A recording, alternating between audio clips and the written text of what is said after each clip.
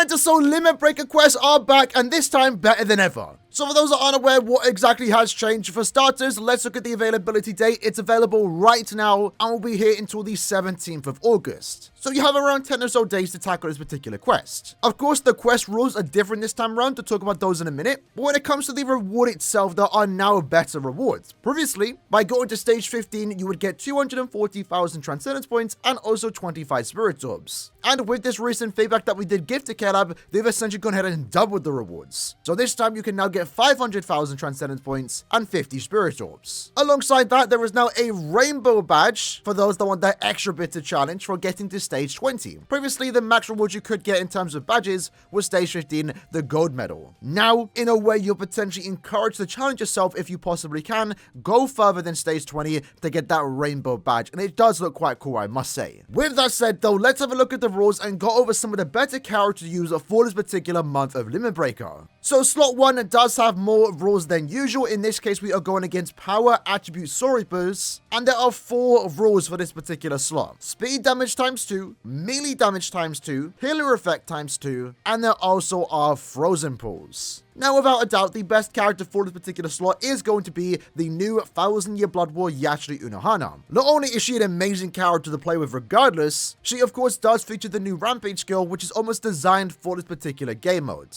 The more kills you get, the more damage you get. And in this case, you can easily cap out at 100% within 2 maps even. So at that point, you have Frenzy plus 2, SP boost, and 100% more damage. Even at 1 out of 5, she is going to be going through all the stages super quick. And it does help that she does match all the requirements. If you don't have Yachiru, then you have to bring some other characters. In this case, Tenta Zangetsu also works quite well here. He also does meet all the requirements. Being a speed melee Sorpa killer does allow him to get all the damage multipliers. You have to be a tad bit careful, he is not immune to freeze, but that is quite easily avoidable to be fair. And Tenta himself does have a pretty good damage output, as consistent one too, thanks to his 100% more damage to enemies not afflicted by an ailment. So if you are someone that does like Yachiru Unohana, Tenta will be a great second option. Don't have those two, well then you have to start working with some of your better, maybe more relevant characters. Mila Rose might be a decent option for this quest. She won't be as fast as the other two, but she does get most of the requirements here. New Year's Ichigo should make for a decent character for slot number 1 if you have no other better choice. And remember, you can also always go with just speed attribute damage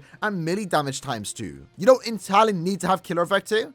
It of course is encouraged, but slot 1 you could just use someone like 7th Anniversary Uryu. While he doesn't get the killer effect, he is a speed melee character and he is getting that extra damage output. When it comes to slot number 2, in this case we are once more going against more power enemies, this time though power no affiliation enemies. And the rules for this stage is melee damage times 2 and killer effect times 5. So a more clear focus on the killer effects, but what you will notice is that you don't need to bring a speed character. Now having said that, the best character for slot 2 is of course going to be 7th Anniversary Uryu. He's a speed melee no affiliation killer with also the gauge effect, and the gauge effect is really good in this mode considering the fact that the quest itself does last 5 minutes. There'll be multiple times where the gauge is full, it will recover your strong attacks by 30%, and it will of course allow him to do 100% more damage. If you want to have the fastest clear time possible, using 7th Anniversary Uryu in slot 2 is definitely something you want to do. If you don't have him though, well then you have to start working with some other characters. Remember, since you aren't getting a massive damage buff for being a speed character here,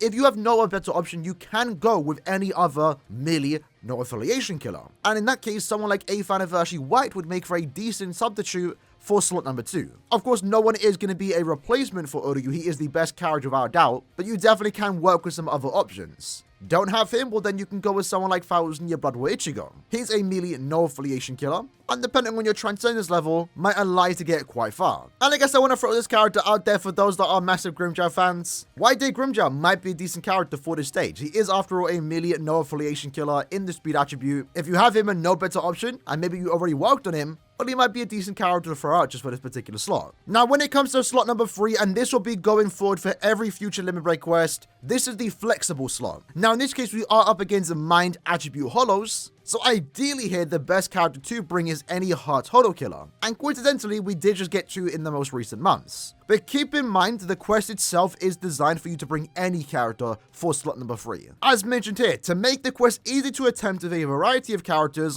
we'll no longer be setting rules in slot number 3 that increase damage. Additionally, we will also be reducing the stamina for the enemies that appear in the stages for slot number 3. The idea here is that you can just bring any heart character. Since there's no damage multipliers, the best character for slot number 3 is going to be your best, most invested heart character. Having said that though, because there are mind attribute holos, your best character without a doubt is going to be the new Parasol version of Bruno. Very similar to Uryu, he is also a gauge character, and that is going to allow his damage output to be higher than usual once that gauge is completed, but also reduce your strong attack every time you do complete the gauge. He himself is also immune to poison, so if you want to have an easy time in slot number 3, Bruno is going to be your go-to character. Don't have Bruno? Well, then your next best option is going to be the most recent swimsuit version of Rangiku. In her case, once more, she is also a Heart Holo Killer, so she's going to make quick work of this quest, especially because she does have 100% more damage to enemies not afflicted by an ailment. Don't have her? Well, another good option is actually going to be the free-to-play Bankai Ichigo. You can pick him up by doing the beginner challenges, or just purchase him for 30 million golds, and if you maybe max transcended him, he might make a decent character for this quest since he is easily max transcendable. His damage output isn't anything super high, that's why you do want to transcend him, but he does have a transform mechanic, so he might actually be a decent character for slot number 3. Other characters though that you can of course bring, Fauji Blood or Ichigo, really good damage output. While he doesn't have Holo Killer, it really doesn't matter since the idea for this slot is just to bring any heart character.